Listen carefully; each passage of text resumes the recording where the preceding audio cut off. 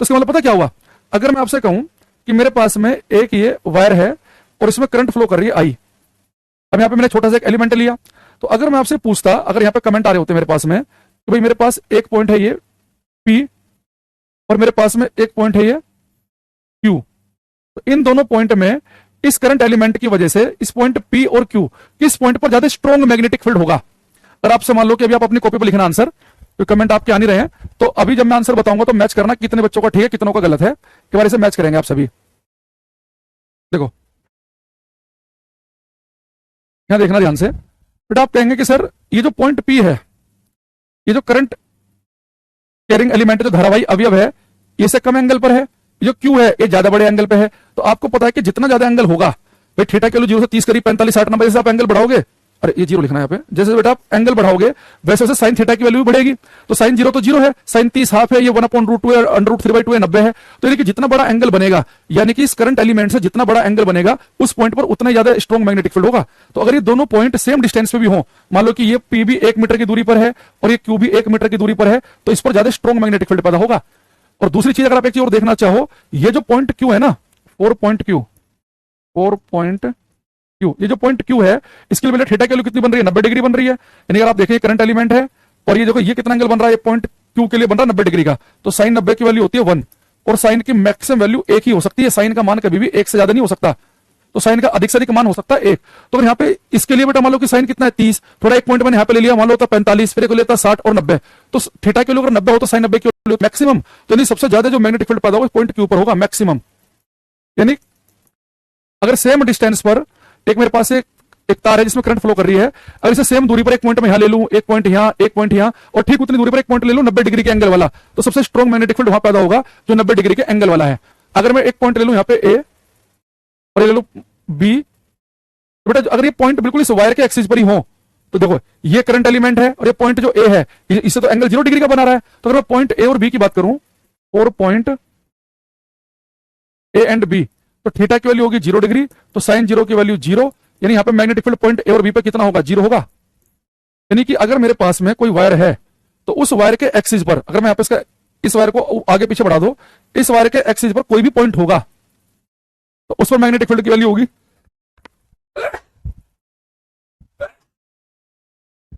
अगर मेरे पास में अगर कोई पॉइंट में ठीक इस एक्सिस पे ले लूं, मान लो ये जो वायर है जिसके अंदर करंट पास कर रही है, तो इसके एक्सिस पे कोई पॉइंट ले लूं, मैं ए ले लूं, डी ले लूं, या मान लो बी ले लूं, जी ले लूं, इन सब पॉइंट पे मैग्नेटिक फील्ड 0 है। क्योंकि देखो ये जो करंट एलिमेंट है, अगर इसी एक्सिस पर ही कोई पॉइंट लूंगा मैं, तो वहां पे थीटा की वैल्यू कितनी बनेगी, भाई थीटा को आप कम करते करते करते करते 0 बन जाएगा। तो जो एक्सिस वाले पॉइंट हैं इनके लिए थीटा की वैल्यू बनेगी 0 और साइन 0 की वैल्यू 0 होती है। तो इस करंट एलिमेंट की वजह से इन एक्सिस वाले पॉइंट पर मैग्नेटिक फील्ड 0 बनेगा। तो जैसे ये एक्सिस वाले जितने भी पॉइंट है इन पर इसकी वजह से जो मैग्नेटिक फील्ड बनेगा बनेगा 0। लेकिन जैसे हम इधर को आएंगे मैग्नेटिक फील्ड थोड़ा सा बढ़ेगा, इस पॉइंट पर और बढ़ेगा और बढ़ेगा और बढ़ेगा, और जो पॉइंट ठीक 90 डिग्री के एंगल पर होगा तो उस पर क्या होगा, सबसे ज्यादा। तो एक बार मैं दोबारा से बता देता हूं, यहां पे देखना, मैंने कहा कि मेरे पास में एक तार है, इसके अंदर करंट फ्लो कर रही है आई। अब मैंने इस तार का एक छोटा सा पार्ट ले लिया, इसकी लंबाई है मान लो कि डेल्टा एल। जो करंट आई इस तार से पास कर रही है वही इससे भी पास करेगी, इस एलिमेंट से भी। तो मेरे पास में जो इतना बड़ा एलिमेंट है, ये जो इतना बड़ा तार का टुकड़ा है, इसकी वजह से चुंबकीय क्षेत्र पैदा होगा, मुझे उसकी वैल्यू निकालनी है। तो मैंने कहा कि इस एलिमेंट की वजह से चुंबकीय क्षेत्र पैदा होगा, वो अगर पॉइंट में ठीक इसके किसी एक्सिस पर ही ले लूं तो उस पर तो मैग्नेटिक फील्ड की वैल्यू होगी 0। लेकिन अगर मैं इस एलिमेंट की से कोई कुछ एंगल पे लूं, पॉइंट कुछ एंगल पे, मान लो कि एक पॉइंट मैंने ये ले लिया, एक ये ले लिया, सब सेम डिस्टेंस पे ही है, एक ये ले लिया और एक ये ले लिया, तो मैंने कहा कि अगर मेरे पास में ये कुछ एंगल पर है, ये भी कुछ एंगल पर है, ये भी कुछ एंगल पर है, यानी कि एक्सिस पर नहीं है, तो इन पर कुछ ना कुछ मैग्नेटिक फील्ड आएगा। तो जितना बड़ा एंगल बनेगा एलिमेंट से, ये मान लो कि बन रहा 30 डिग्री का, ये 45, ये 60, 90, तो सबसे ज्यादा जो मैग्नेटिक फील्ड होगा वो यहां पर होगा और मिनिमम होगा यहां बनेगा मिनिमम, यहां बनेगा मैक्सिमम। अगर मैं केवल एबीसीडी में ही कंपेयर कर रहा हूं, अगर मैं ठीक इस एक्सिस वाले पॉइंट लूंगा, उस पर इस एलिमेंट की वजह से मैग्नेटिक फील्ड कितना आएगा, 0 आएगा। तो ये जो पॉइंट है एक्सिस वाले, इन पर मैग्नेटिक फील्ड की वैल्यू कितनी बनेगी, 0। तो ये बताना चाह रहा था कि जो चुंबकीय क्षेत्र पैदा होगा साइन थीटा के प्रोपोर्शनल का मतलब क्या है, यानी एलिमेंट से जितना बड़ा एंगल, साइन की वैल्यू उतनी ही ज्यादा, उतना स्ट्रॉन्ग मैग्नेटिक फील्ड। अगर पॉइंट ठीक इसके एक्सिस पर ही आ गया तो थीटा की वैल्यू 0, तो मैग्नेटिक फील्ड कितना, 0। तो जितना बड़ा एंगल उतना बड़ा साइन की वैल्यू, उतना स्ट्रॉन्ग मैग्नेटिक फील्ड, जितना छोटा एंगल उतना कम साइन की वैल्यू, तो उतना कम मैग्नेटिक फील्ड। लास्ट एक पॉइंट जो बहुत इंपॉर्टेंट है, एक बेटा जो मैग्नेटिक फील्ड है ये प्रोपोर्शनल होता है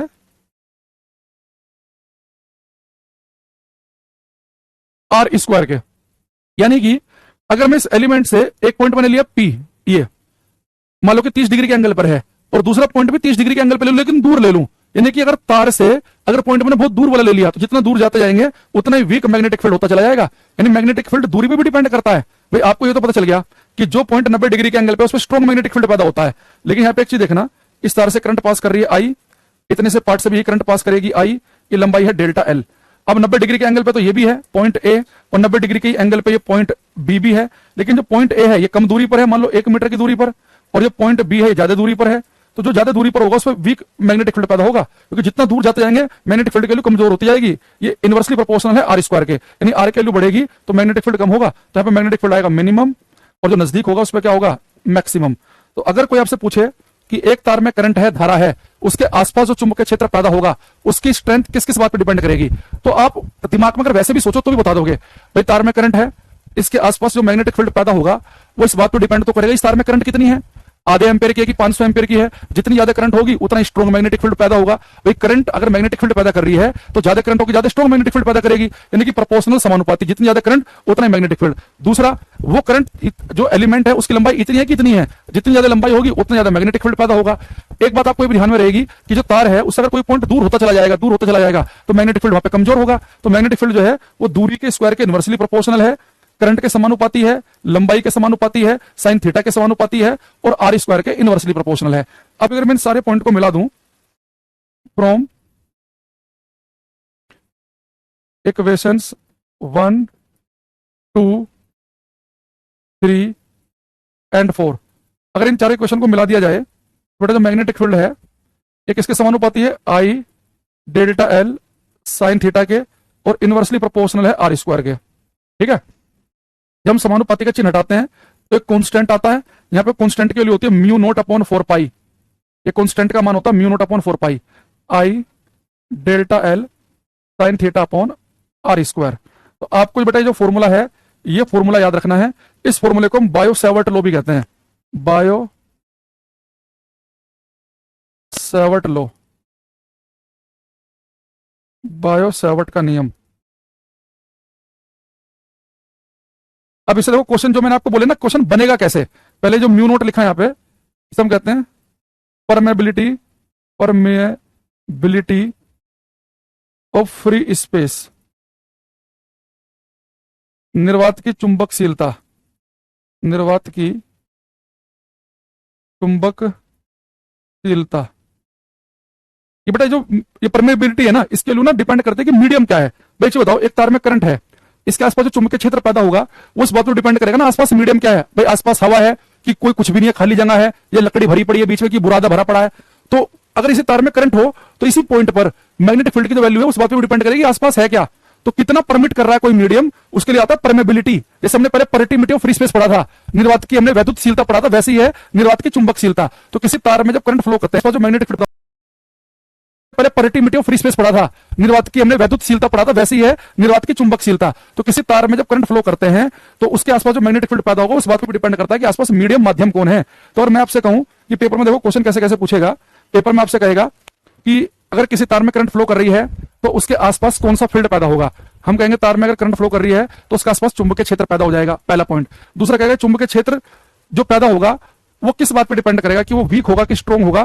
तो मैंने कहा कि वो डिपेंड इस बात पे करेगा कि किसी तार में करंट है तो उसके आसपास जो चुंबकीय क्षेत्र होगा उस बात पे डिपेंड करेगा कि तार में करंट कितनी है।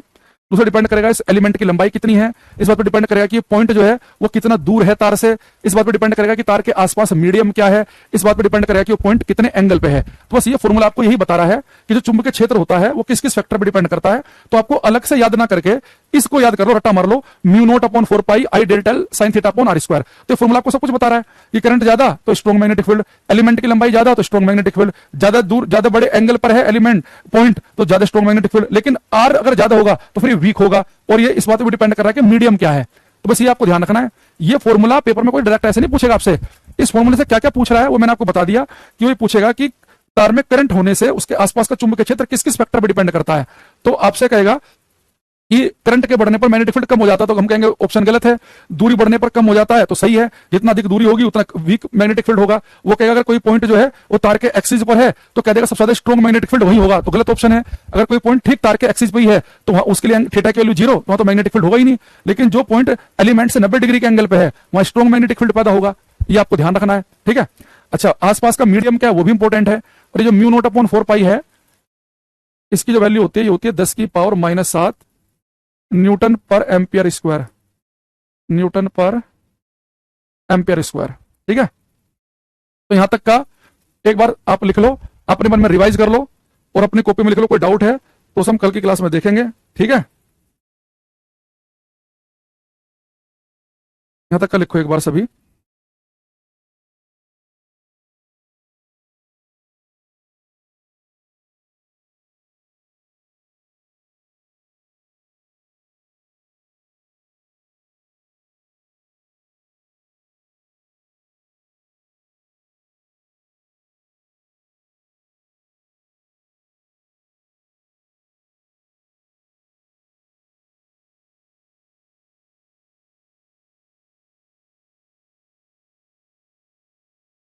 हम्म, लिख लिया है।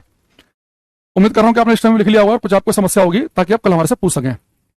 अच्छा, अब एक क्वेश्चन आपको ये बताना है कि एक स्ट्रेट वायर है, इसके अंदर करंट फ्लो कर रही है आई, इस पे एक पॉइंट है पी, ठीक है, ये आर दूरी पर है, और ऐसे एक पॉइंट है क्यू, ये 2r की दूरी पर है। तो पॉइंट क्यू पर जो मैग्नेटिक फील्ड होगा, जो चुंबकीय क्षेत्र होगा, वो पॉइंट पी पर मैग्नेटिक जो फील्ड है, जो चुंबकीय क्षेत्र पॉइंट पी पर है, उसके मुकाबले कितने गुना होगा। अगर कोई पॉइंट अगर डबल दूरी पर है किसी तार से, तो इस पॉइंट पर जो चुंबकीय क्षेत्र होगा वो पॉइंट पी पर चुंबकीय क्षेत्र के कितने गुना होगा। इसे सोल्व करके अपनी कॉपी पर लिखो। फिर मैंने कहा कि एक तार में करंट है, उससे एक पॉइंट आर दूरी पर है, तो मान लो कि आर दूरी पर जो पॉइंट है उस पर मैग्नेटिक फील्ड है B1, तो जो पॉइंट डबल दूरी पर है तो उस पर मैग्नेटिक फील्ड कितने गुना होगा जितना मैग्नेटिक फील्ड पी पर है उसके मुकाबले। तो आप कहेंगे सर दूरी आपने कर दी डबल। अब यहां पे एक चीज देखो, हमें पता है कि जो मैग्नेटिक फील्ड है वो दूरी पर डिपेंड कैसे करता है। मैग्नेटिक फील्ड दूरी के स्क्वायर के इनवर्सली प्रोपोर्शनल है। यानी कि अगर ये वाला जो पॉइंट है क्यू, पॉइंट पी की अपेक्षा डबल दूरी पर है, तो दूरी तो फॉर्मूले में नीचे लिखा गया है, तो दूरी है डबल, दूरी का स्क्वायर भी तो इसको भी स्क्वायर कर देंगे। यहाँ पे जो मैग्नेटिक फील्ड आएगा इसकी अपेक्षा कितना आएगा 1/4, एक चौथाई। यानी पॉइंट क्यू पर अगर मैग्नेटिक फील्ड है B2 और पॉइंट पी पर है B1, तो B2 जो है वो B1 का 1/4 होगा, एक चौथाई होगा। और वैसे भी आपको पता है जैसे हम दूर जाएंगे तो मैग्नेटिक फील्ड कम आना चाहिए, कमी आया है, एक चौथाई आया, तो यानी कि कोई दिक्कत नहीं है। एक बार कमेंट फिर से रिफ्रेश करके देखते हैं कुछ हुआ क्या।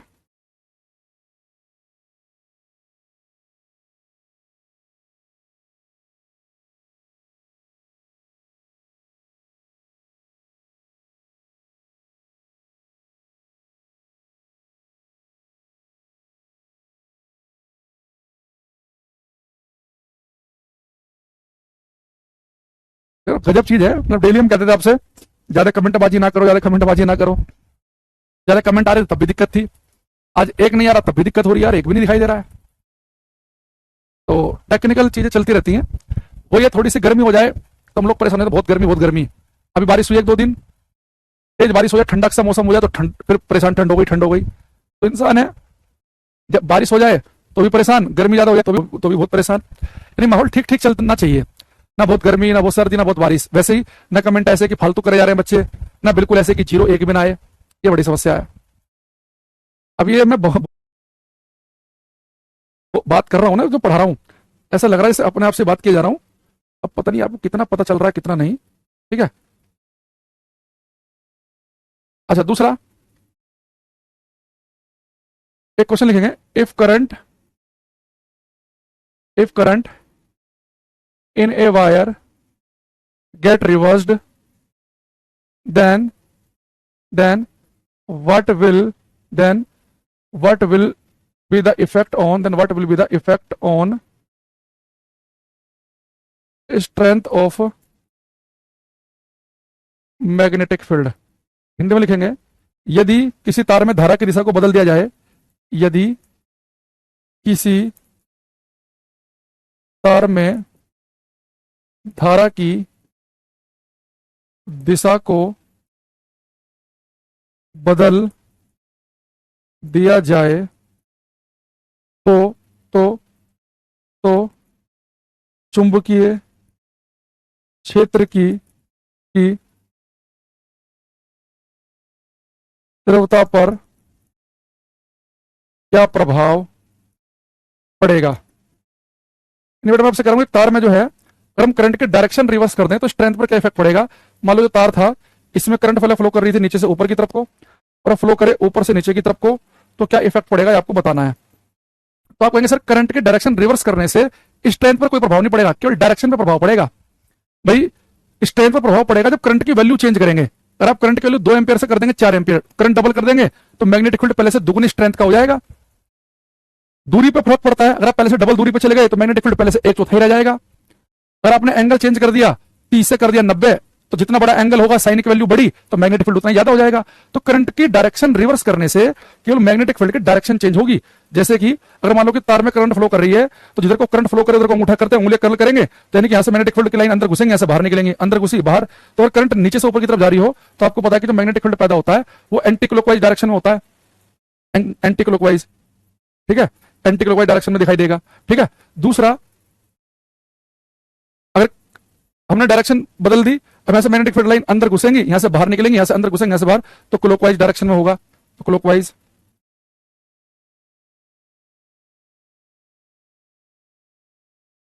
क्या दिखाई देगा, क्लॉकवाइज डायरेक्शन में, क्लॉकवाइज घड़ी की दिशा में, और यहां एंटी क्लॉकवाइज डायरेक्शन में। ठीक है, तो बस केवल लिखेंगे नो चेंज, आंसर लिखेंगे स्ट्रेंथ पर कोई चेंज नहीं पड़ेगा, नो चेंज। तो केवल डायरेक्शन चेंज होगी, स्ट्रेंथ पर कोई फर्क नहीं पड़ेगा। तो अगर किसी तार में, अगर किसी तार के अंदर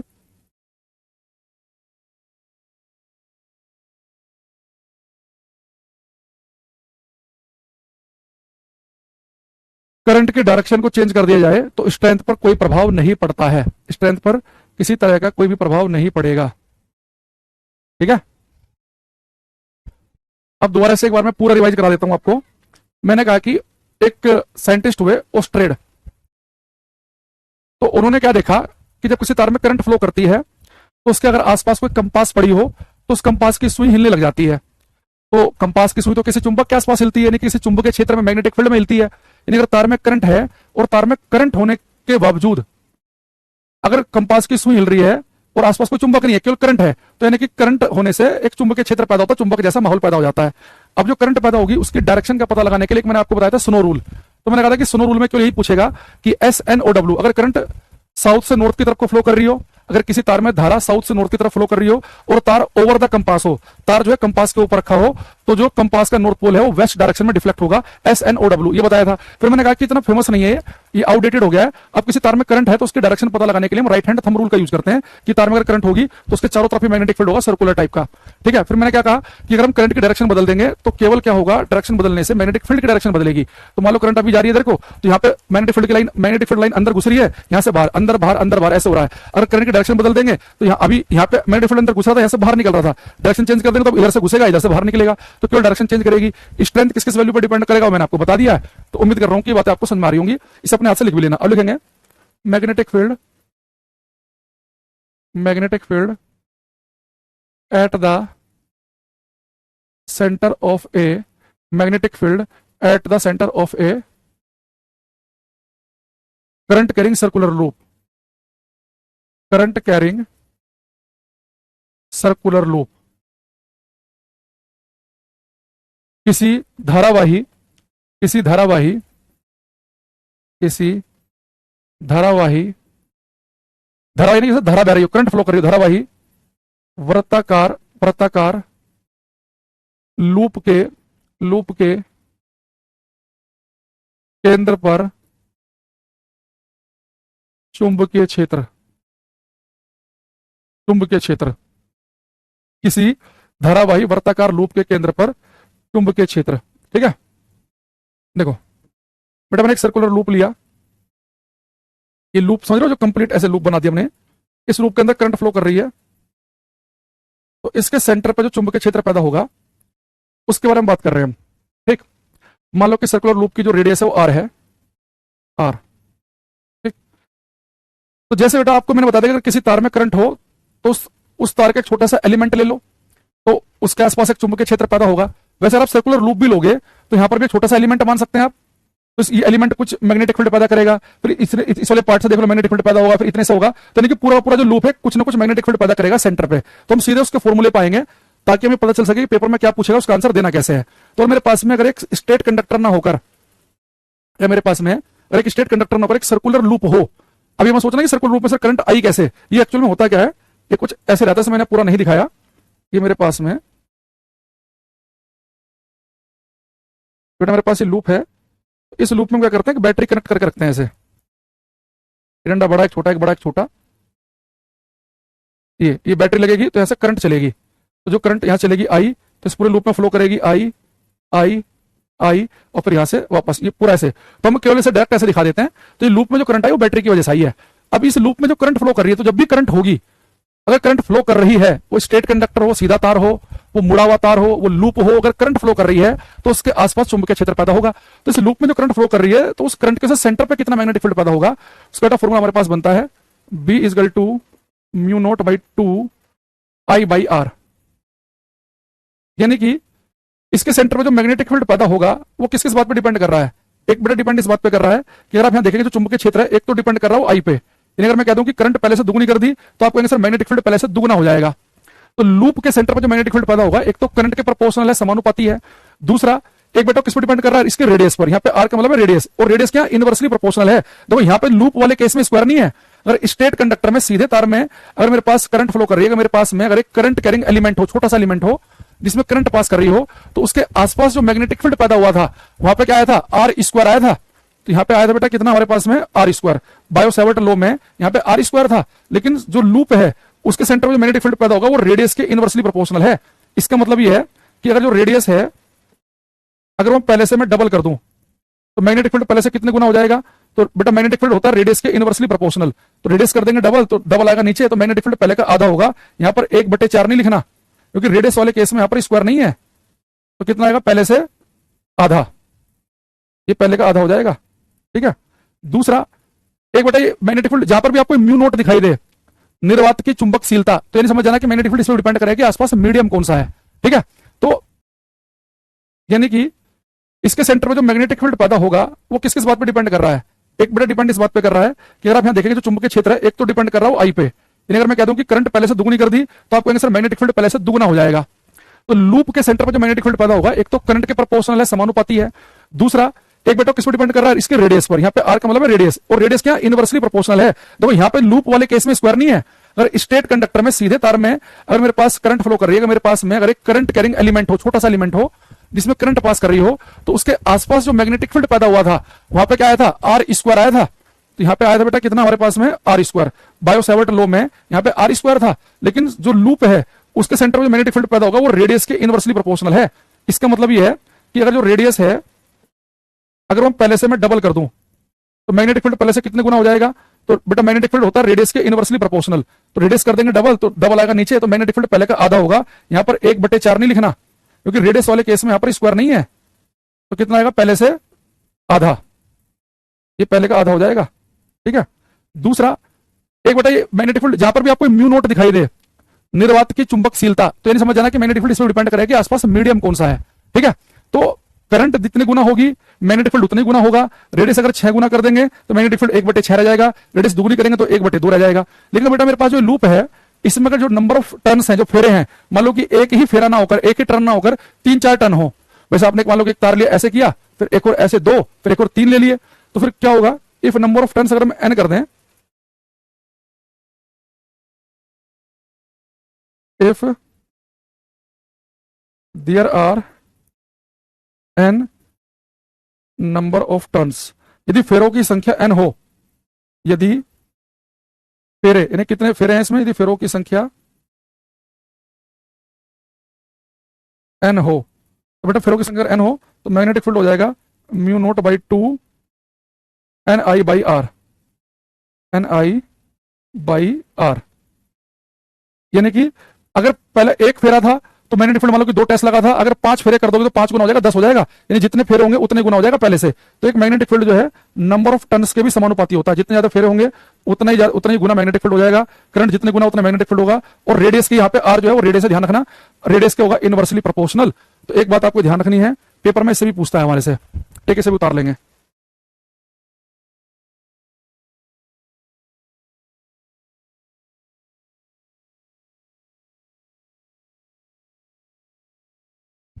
समझ रहे बात कोई सभी?